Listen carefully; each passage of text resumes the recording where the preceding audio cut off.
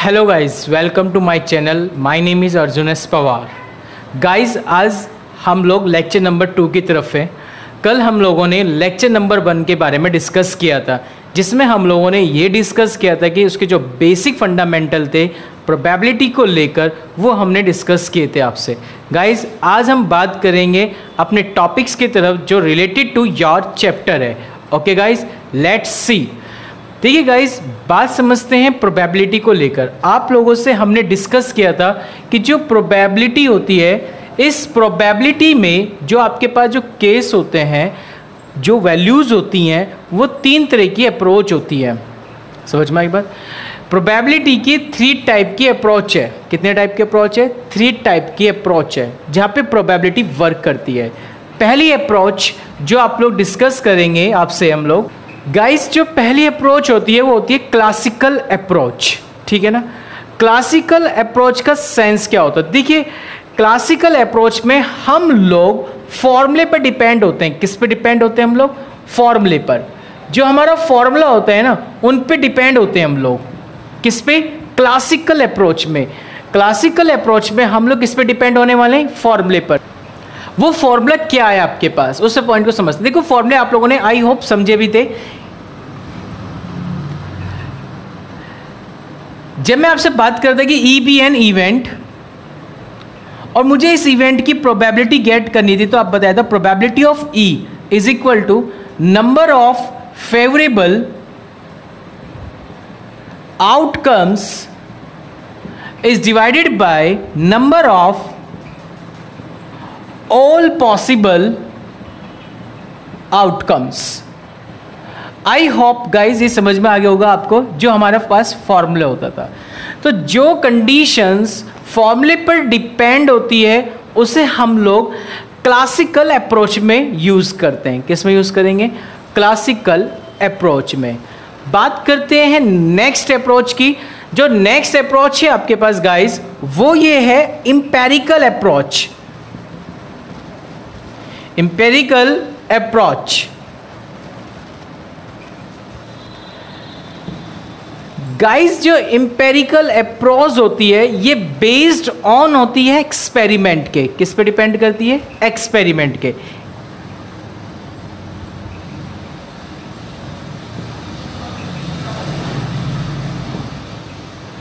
तो गाइस, ये डिपेंड किस पे करती है? Based on experiment. किस पे डिपेंड करेगी? बेस्ड ऑन एक्सपेरिमेंट पे। जो कंडीशन एक्सपेरिमेंट पर बेस्ड होती है, उसे हम बोलते हैं इंपेरिकल अप्रोच। क्या बोलेंगे आप उसे? Empirical approach. For example base, मैंने कहा कि मैंने एक कॉइन को टॉस्ड किया है 1000 टाइम्स। कितने टाइम्स? 1000 टाइम्स। ठीक है गाइस, मैंने कहा इसमें जो है, जब मैं कॉइन को 1000 टाइम टॉस करता हूं, तो उसमें जो मुझे हेड गेट होता है वो 500 टाइम्स गेट होता है। कितने गेट होता है? 500 टाइम्स। तो एक्सपेरिमेंट हो गया ये भाई। मैंने कहा मैं किसी कॉइन को 1000 टाइम टॉस करके उसमें से मैं 500 टाइम्स गेट कर रहा हूं। किसको? हेड को। तो यानी क्या है? एक एक्सपेरिमेंट ही तो है। यानी मैंने इतनी बार इसे ट्राई किया और इतनी बार ट्रायल करने पर मुझे क्या मिल रहा है कि 500 टाइम्स क्या मिल रहा है? मुझे हेड मिल रहा है। तो ये क्या है? एक एक्सपेरिमेंट है। इसकी हेल्प से जो मैं प्रोबेबिलिटी गेट करूंगा, उसे बोलते हैं इंपेरिकल के कंडीशंस में प्रोबेबिलिटी फाइंड करना। यानी गाइस, इसका सेंस हो गया कि 500 इज डिवाइडेड बाय 1000। ये है आपके पास इंपेरिकल अप्रोच की हेल्प से प्रोबेबिलिटी को फाइंड करना। मैंने कहा था ना, इसकी 3 अप्रोच होती है। फर्स्ट अप्रोच क्लासिकल अप्रोच, जो फॉर्मूले पर बेस्ड ऑन होती है। जो सेकंड कंडीशन होती है वो होती है इंपेरिकल अप्रोच, जो बेस्ड ऑन होती है एक्सपेरिमेंट पर। एक होती है third approach. Third approach guys depend करेगी आपके यहाँ पर ऑक्सियोमेटिक अप्रोच। क्या होती है गाइस? समझेंगे। ऑक्सियोमेटिक अप्रोच आप उसको कॉल करते हैं जो रूल्स को फॉलो करे। जो किसको फॉलो करे? रूल्स को फॉलो करे। ठीक है, जो रूल्स पे डिपेंड होती है। क्योंकि देखो, ऑक्सियोमेटिक में ऑक्सिम वर्ड हो रहा है, और ऑक्सिम किस पे डिपेंड होता है? रूल्स पे डिपेंड होता है। जो कंडीशन ऑक्सिम्स यानी जो रूल्स बनाए गए हैं, उन रूल्स को फॉलो करती है, तो वो कंडीशन किसके अंदर आती है? ऑक्सियोमेटिक अप्रोच के अंदर आती है। किसके अंदर आएंगी? ऑक्सियोमेटिक अप्रोच। यानी पहली अप्रोच क्लासिकल अप्रोच, जो किसके ऊपर डिपेंड होती है? बेस्ड ऑन फॉर्मूले। जो सेकेंड अप्रोच होती है उसे बोलते हैं इंपेरिकल अप्रोच, जो बेस्ड ऑन होती है आपके पास एक्सपेरिमेंट। एंड जो थर्ड आपके पास अप्रोच होती है उसे बोलते हैं ऑक्सियोमेटिक अप्रोच, जो डिपेंड करती है रूल्स को, यानी जो रूल्स को फॉलो करेगी वो किस में जाएगी? ऑक्सियोमेटिक अप्रोच में जाएगी। गाइस क्लियर हो गई होगी बातें? तो यानी रूल्स किस टाइप का? जैसे पहला रूल भाई आप लोगों से मैंने डिस्कस किया था, किसी भी प्रोबेबिलिटी की वैल्यू हमेशा greater than equal to 0 and less than equal to 1 होती है। दूसरा पॉइंट, किसी भी प्रोबेबिलिटी के इवेंट की और नॉट इवेंट की प्रोबेबिलिटी का सम हमेशा कितना आना चाहिए? 1 आना चाहिए। यदि इस तरह के जो रूल्स होते हैं उनको जो फॉलो करते हैं हम लोग, जब इन रूल्स को हम फॉलो करेंगे तो यानी कौन सी अप्रोच में काम करेंगे हम लोग? ऑक्सियोमेटिक अप्रोच में काम करेंगे। जब हम लोग फॉर्मूले को फॉलो करेंगे तो हम किसके अंदर अप्रोच बना रहे हैं? क्लासिकल अप्रोच के अंदर बना रहे हैं। जब हम बेस्ड ऑन एक्सपेरिमेंट में काम करेंगे तो हम लोग किसके अंदर वर्क कर रहे हैं? इंपेरिकल अप्रोच के अंदर वर्क कर रहे हैं। आई होप आपको समझ में आ गया होगा। यानी बच्चों ये जो कॉन्क्लूजन है गाइस, वो क्या है? कॉन्क्लूजन है कि हमने प्रोबेबिलिटी के बारे में समझा था। पहले लेक्चर में हमने यही समझा था कि प्रोबेबिलिटी का मीनिंग क्या होता है, ठीक है ना। तो उसके बाद हमने समझा कि प्रोबेबिलिटी की क्या क्या और अप्रोच हो सकते हैं, यानी हम प्रोबेबिलिटी और किस तरह से और बेहतर समझ सकते हैं, यानी इसके कितने काइंड्स बन सकते हैं, ये हमने प्रोबेबिलिटी के बारे में डिस्कस किया गाइज। ओके गाइज, अब बात करते हैं हम लोग सैंपल स्पेस के बारे में। Okay guys, let's see. Okay guys, अब बात करते हैं सैंपल स्पेस को लेकर। गाइज समझेंगे सैंपल स्पेस।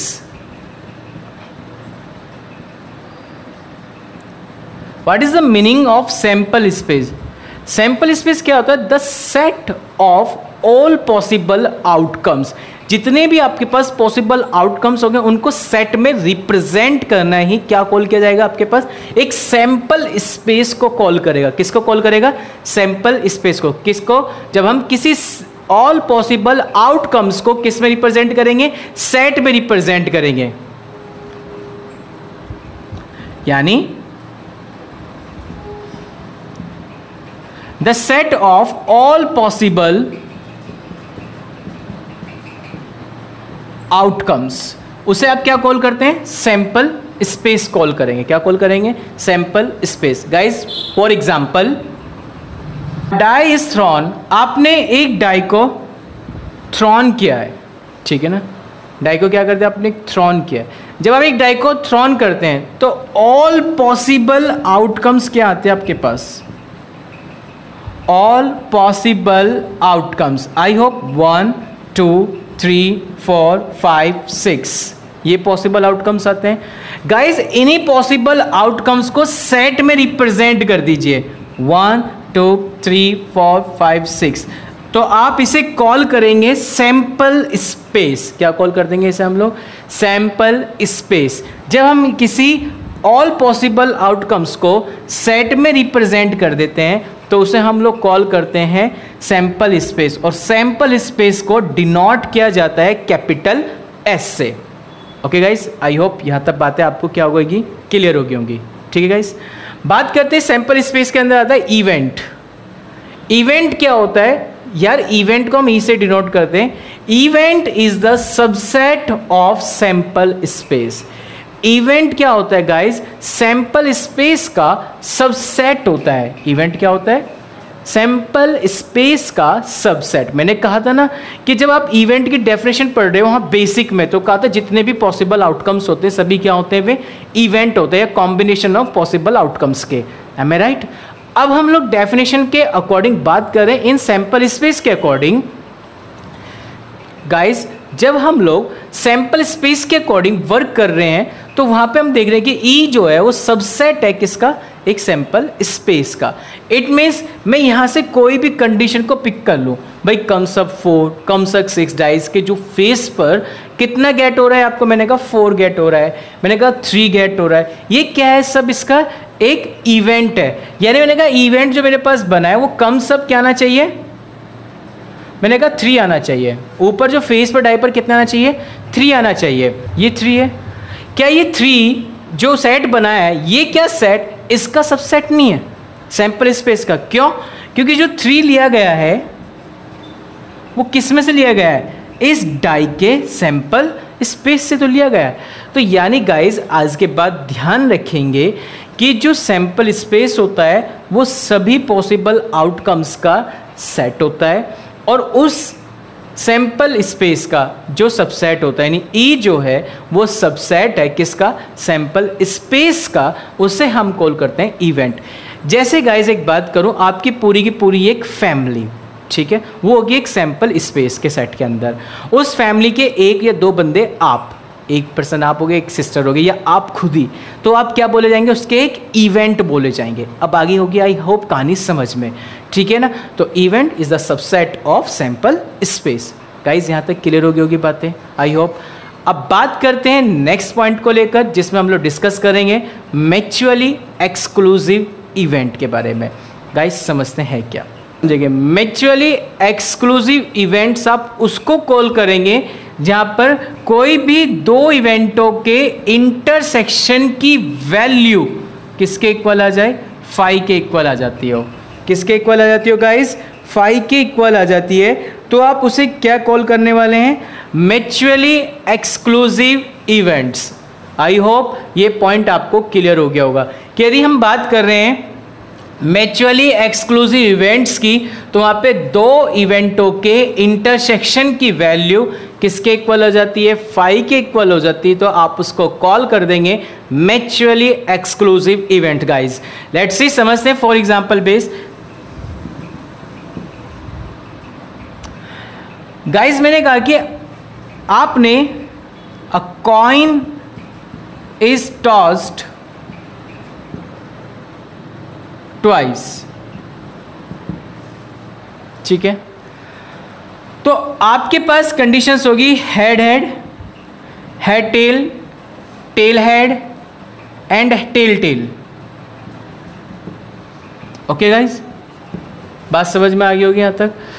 तो गाइज आपके पास ये जो गेट हुआ ये this is called a sample space get हो गया। मेरे पास 2 इवेंट है। सपोज दैट एक इवेंट मैंने कह दिया ए जिसमें मैं गेट करना चाह रहा हूं कि गेटिंग एग्जैक्ट गेटिंग 1 हेड, आपको 1 हेड गेट हो रहा हो, ठीक है ना। और मैंने जो दूसरा इवेंट लिया है बी उसमें मैं चाह रहा हूं कि गेटिंग एग्जैक्ट 2 टेल, मैं ये चाह रहा हूं, ठीक है ना। तो बात समझेंगे गाइस। देखिए जो ये वाला आपके पास है जिसमें आपको 1 हेड चाहिए, गेटिंग 1 हेड, तो उसका केस क्या बन सकता है? यानी इसके अंदर क्या एलिमेंट हो सकते हैं सेट के अंदर? देखिए गाइस 1 हेड किस क्या हो सकते हैं? हेड टेल या टेल हेड। ओके गाइस, यहां पे देखिए आपने क्या गेटिंग एग्जैक्ट 2 टेल, जिसके अंदर केवल 2 टेल आ रहे हो। आई होप इस ऑल पॉसिबल में 2 टेल केवल ये लिखे हुए हैं। ओके गाइस, इट मीन्स जो बी आपके पास आ गया वो कितना गया? टेल टेल आ गया। तो मुझे ही बताओ इन दोनों में से कॉमन क्या आ रहा है? A intersection B is equal to, I hope कितना गेट हो रहा है? 5। तो this is called a mutually exclusive event. क्या कॉल करने वाले से? Mutually exclusive event. I hope guys इसे आपको क्लियर हो गया होगा कि क्या होता है mutually exclusive event.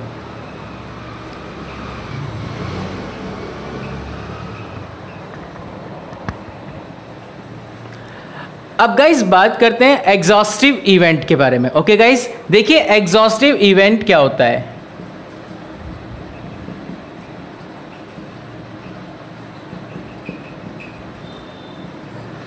Exhaustive events, guys exhaustive events इस टाइप का होता है जैसे कि फॉर एग्जांपल बेस आपको बात करता हूं जिसमें कोई भी सारे इवेंट्स हो गए, बहुत सारे इवेंट हो गए सैंपल स्पेस में से, उन सभी सैंपल स्पेस के जो तुम्हें इवेंट गेट हो रहे हैं उन इवेंटों का यदि मैं क्या कर दूं? यूनियन कर दूं, तो वो यूनियन गेट होके मुझे क्या मिलना चाहिए? एक सैंपल स्पेस मिलना चाहिए। यदि मुझे उन सभी इवेंटों का यूनियन करके सैंपल स्पेस गेट हो गया तो गाइज हम बोल सकते हैं उसको एग्जॉस्टिव इवेंट्स। क्या कॉल कर सकते हैं गाइज उसे हम लोग? Exhaustive events. आई होप यहाँ पॉइंट क्लियर हो गया होगा। यानी जो सैंपल स्पेस होता है आपके पास से कितने भी इवेंट्स हो उन सभी इवेंटों का यूनियन क्या आना चाहिए, एक सैंपल स्पेस आना चाहिए। यदि वो सैंपल स्पेस आ गया तो आप क्या कॉल कर सकते हैं उसे गाइस, आप उसे कॉल कर सकते हैं एग्जॉस्टिव इवेंट्स। आई होप ये भी पॉइंट आपको क्लियर हो गया होगा। लेट्स सी एक एग्जांपल की हेल्प समझते हैं। एग्जाम्पल क्या कह रहा है गाइज, अब आपको समझेंगे। सपोज दैट, फिर से वही एक रूल्स, आपने कॉइन को टॉस करने पर जो सैंपल स्पेस है, आपने कॉइन को 2 बार टॉस किया, सेम एक केस है, सेम एज इट इज, ठीक है। आपके पास जो पॉसिबल आउटकम्स है, head head, head tail, tail head and tail tail, ठीक है गाइज। अब आपको करना क्या है, मैंने इसके 2 इवेंट लिए। मैंने कहा पहला इवेंट है एटलीस्ट 1 हेड, और दूसरा इवेंट है गाइस मेरे पास एग्जैक्ट 2 टेल। ओके गाइस, तो बात समझते हैं पहले वाले इवेंट के केस को। फर्स्ट वाला जो इवेंट लिखा हुआ है ए में क्या गेट होने वाला आप मुझे बताइए। ए में गेट होने वाला एटलीस्ट 1 हेड। 1 हेड मतलब कम से कम 1 हेड, ज़्यादा से ज़्यादा कितने हेड आ सकते हैं, 2। तो इट मीन्स क्या क्या गेट हो सकता है, head tail, tail head and head head. दूसरा मैंने इवेंट लिया B, at least exact at exact 2 tail. आपको क्या चाहिए, 2 टेल चाहिए। जब आपको 2 टेल चाहिए, एग्जैक्ट 2 टेल, तो यदि एटलीस्ट 1 हेड है तो आपने केस बना दिया। गाइस एग्जैक्ट 2 टेल चाहिए, एग्जैक्ट 2 टेल, तो क्या चाहिए, ओनली टेल टेल। इन दोनों का यूनियन कर दीजिए, ए यूनियन बी, तो क्या गेट होगा guys, head tail, tail head, head head and tail tail. This is called a, क्या कॉल किया जाएगा बेटा, ये एग्जॉस्टिव इवेंट्स, यानी म्यूचुअली एक्सक्लूसिव इवेंट्स उसको कॉल करते हैं जब इवेंटों का इंटरसेक्शन 5 गेट हो जाए, उसे आप कॉल करते हैं mutually exclusive event. Exhaustive events उसको कॉल करते हैं जब 2 या 2 से ज़्यादा इवेंटों के यूनियन किसके इक्वल आ जाए, सैंपल स्पेस के इक्वल आ जाता है, तो उसे आप कॉल करते हैं exhaustive event guys. I hope ये बातें भी आपको क्लियर हो गई गाइस। ओके गाइस, अब कुछ समझते हैं एग्जाम्पल्स। देखिए एग्जाम्पल क्या लिखे हैं आपके पास, उसने कहा है आपको कि list the sample space in a simultaneously toss of a die and a coin. आपको उसने क्या कहा कि आपको एक सैंपल स्पेस बनाना है जब साइमल्टेनियसली एक साथ एक डाई और एक कॉइन को टॉस किया गया हो। गाइस समझिए, उसने कहा जब मैं एक डाई को थ्रोन करता हूँ उसके साथ साथ मैं एक कॉइन को भी थ्रोन कर रहा हूँ, ठीक है ना, टॉस कर रहा हूँ। तो गाइस एक बात बताइए मेरे को, जब आप डाई को फेंकेंगे तो उसका सैंपल स्पेस क्या क्या बनेगा, बात को बहुत ध्यान से समझना। या तो आपको 1 गेट होगा, या आपको 2 गेट होगा, या आपको 3 गेट होगा, या आपको 4 गेट होगा, 5 गेट होगा और 6 गेट होगा। ये पॉसिबिलिटीज हैं डाई को फेंकने पर। उसने कहा इसी के साथ साथ कॉइन फेंका जा रहा है, यानी जब डाई पर यदि 1 आ रहा होगा तो इसका मतलब डाई पर 1 आ रहा होगा तो 1 के साथ क्या क्या आ सकता है, कॉइन पर हेड भी मिल सकता है और 1 के साथ आपको टेल भी मिल सकता है। एम आई राइट गाइस, समझ में आ गई बात, क्योंकि आपने कहा एक डाई और एक कॉइन को साइमल्टेनियसली फेंका जा रहा है, तो जब आप एक साथ फेंक रहे दोनों कंडीशंस को, तो एक डाई पर यदि 1 आ गया तो कॉइन पर कितना मिल सकता है, कॉइन पर आपको या तो हेड मिलेगा या टेल मिलेगा। आई होप यहाँ तो पॉइंट क्लियर हो गया होगा आपको बात।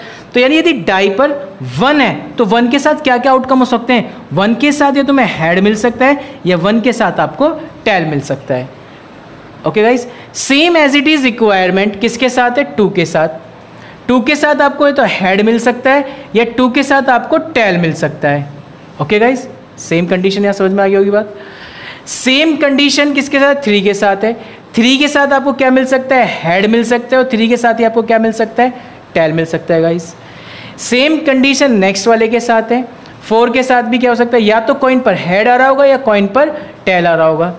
नेक्स्ट सेम कंडीशन 5 के साथ है, या तो 5 पर हेड आ रहा होगा या 5 पर टेल आ रहा होगा, ठीक है। सेम कंडीशन नेक्स्ट वाले के साथ है कि 6 टेल होगा या 6 हेड होगा।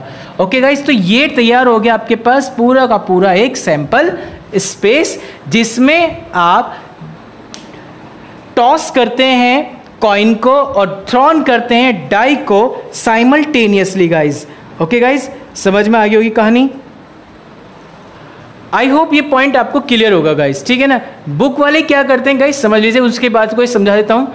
बुक में कैसे मिलेगा आपको सैंपल स्पेस? बुक में इस तरह से मिलेगा भाई, 1 आ गया 1, ये एक एलिमेंट हो गया, क्योंकि उसने कहा कि जब डाई पर 1 आएगा तो 1 के साथ क्या मिल सकता है आपको? हेड। तो कोमा लगा के भी इसे इंडिकेट कर सकता है। आप इसे कोमा को भी हटा के लिख सकते हो इस तरह से। ओके गाइस, पॉइंट समझ में आ रहा है नहीं आ रहा है? तो ये पॉइंट आई होप आपको क्लियर हो गई होगी, ठीक है ना? तो ये थे इसके सैंपल स्पेस गाइस। बात करते हैं कि बुक वाला इन्हीं कॉन्सेप्ट को कैसे लिख के दे रहा है। बुक वाला केवल इस तरह लिख रहा है 1, H, 1, T, 2, T, 2, H, 3, H, 3, T, 4, H, 4, T, 5, H, 5, T, 6, H, 6, T, इस तरह से लिख के दे रहा है। Both are same meaning, not different. क्यों? क्योंकि ये भी पूरा का पूरा एक एलिमेंट काउंट हो रहा है और ये भी पूरा का पूरा एक एलिमेंट काउंट हो रहा है। कॉमा से लगते सार एक एलिमेंट हो जाते हैं। जहाँ जहाँ कॉमा आ रहा है तो इससे मतलब क्या है कि ये वाले क्या कंडीशंस हो रही हैं? पूरे के पूरे एक एलिमेंट को डिफाइन कर रही है, जिसका सेंस सेम यही जाता है। वो क्या जा रहा है कि जब एक कॉइन पर एक डाई पर 1 आएगा तो उस कंडीशन पर उस कॉइन पर या तो आपको हेड मिल सकता है गाइज, या उस पर आपको टेल मिल सकता है। सेम कंडीशन गाइज 2 के केस में है। जब डाई पर 2 आ रहा होगा तो उस कंडीशन पर आपको या तो टेल मिल सकता है गाइज, या आपको हेड मिल सकता है। Same as it is process को हम फॉलो करेंगे गाइज। ओके, दोनों ही सही है गाइज, जिसी को भी यूज करना चाहते कर सकते हैं। ओके गाइज, नेक्स्ट बात करते हैं गाइज, क्या लिखा हुआ है? A coin is toss twice. एक कॉइन को आपने 2 बार टॉस किया है।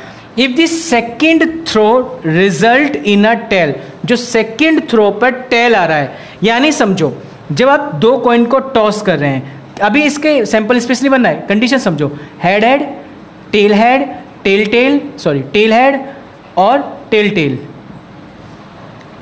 Head tail guys. उसने ये कहा है आपको कि जो सेकंड थ्रो हो रही है उस सेकंड थ्रो पर तुम्हें टेल मिलता है, तो टेल पर क्या कर रहा है? एक डाई थ्रोन कर रहा है। टेल पर क्या थ्रोन करनी है? एक डाई थ्रोन कर रही है। सेकंड थ्रो पर टेल मिलना चाहिए। देखो, first throw second throw, first throw second throw, first throw second throw, ये रही second throw, first throw second throw, ये रही सेकंड थ्रो। तो इन सेकंड थ्रो पर उसने क्या कहा? एक डाई को थ्रोन कर रहा है। किसको थ्रोन कर रहा है गाइस? एक डाई को थ्रोन कर रहा है। किस पर? सेकंड थ्रोन पर। तो देखो सेकंड थ्रो, तो सैंपल स्पेस क्या बनेगा guys? Bye head tail, guys, head head, tail head, ये तो एज इट इज आ गई।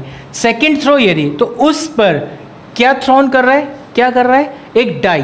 तो क्या बनेगा? HT1, HT2, HT3, HT4, HT5, HT6 हो गया। सेकंड थ्रो पर डाई होगी थ्रोन। इसी तरह से सेकंड थ्रो पर ये आ रहा है तो इस पर भी डाई थ्रोन कर दो। TT1, TT2, TT3, TT4, TT5, TT6। तो गाइज ये हो गया। आई होप यहाँ तक बात समझ में आ गई होगी आपको।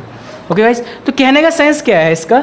जब आपके पास सेकंड थ्रो पर टेल मिल रहा है आपको, तो उस कंडीशन पर ये डाई को थ्रोन कर रहा है, और आपको पता है कि डाई के अंदर कितने पॉसिबल कंडीशन होती है? 6।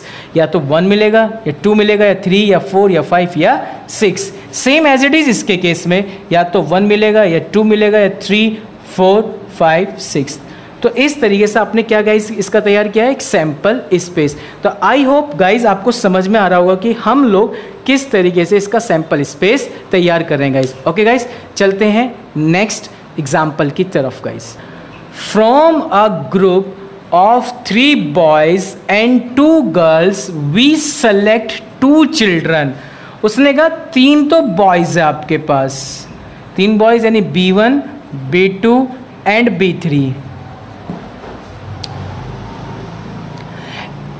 एंड 2 गर्ल्स हैं। 2 गर्ल्स कौन कौन सी है आपके पास? आपने नेम लिख दीजिए, G1 एंड G2। इनमें से 2 बच्चे सेलेक्ट किए जा रहे हैं, तो बताओ उसका सैंपल स्पेस क्या होगा? ओके गाइस, तो देखो गाइस समझते हैं यार। एक बात बताओ, या तो B1 के साथ क्या आ सकता है? G1, या B1 के साथ क्या आ सकता है? G2। Same as it is, या B2 के साथ क्या आ सकता है G1, या B2 के साथ क्या आ सकता है गाइस G2, पॉइंट क्लियर होगा। या B3 के साथ क्या आ सकता है गाइस G1, B3 के साथ क्या आ सकता है गाइस G2, पॉइंट समझ में आ गई। पहले ये लिख लीजिए सैंपल स्पेस, क्योंकि दो ही तो बच्चे गए, तो दो बच्चे कुछ भी हो सकते हैं, एक लड़का एक लड़की हो सकता है, am I right? एक लड़का एक लड़की, या दोनों लड़के हो सकते हैं, या दोनों लड़की हो सकती है, यही तो पॉसिबल आउटकम्स हो सकते हैं। भाई लड़का और लड़की का उसने कहा है कि आपके पास इतने लड़के हैं और इतनी लड़कियां हैं, इनसे बनने वाले दो बच्चों का एक सैंपल स्पेस तैयार करना है। तो या तो वे दोनों बच्चे गाइस क्या हो सकते हैं, आपके पास बॉयज़ हो सकते हैं, या वे दोनों बच्चे क्या हो सकते हैं, गर्ल्स हो सकती हैं, या एक बॉयज़ हो सकता है और एक गर्ल्स हो सकती है। ओके गाइस, तो समझते हैं, देखिए ध्यान से। तो B1 के साथ क्या आ सकता है, तो G1, या B1 के साथ क्या आ सकता है G2। ओके गाइस, या B2 के साथ क्या आ सकता है G1, या B2 के साथ क्या आ सकता है G2। ओके गाइस, या B3 के साथ क्या आ सकता है G1, या B3 के साथ क्या आ सकता है G2। ओके गाइस, अब उसके बाद क्या कर रहे हैं हम लोग, समझिए। या तो दोनों बॉयज़ हो सकते हैं, B1 B2 हो सकते हैं, या B2 B3 हो सकते हैं, या B1 B3 हो सकते हैं, या दोनों ही दोनों गर्ल्स हो सकती हैं, यानी G1 and G2। Point I hope आपको क्लियर हो गया होगा। तो ये तैयार हो गया आपके पास गाइस सैंपल स्पेस, इसे हम बोलते हैं सैंपल स्पेस गाइस।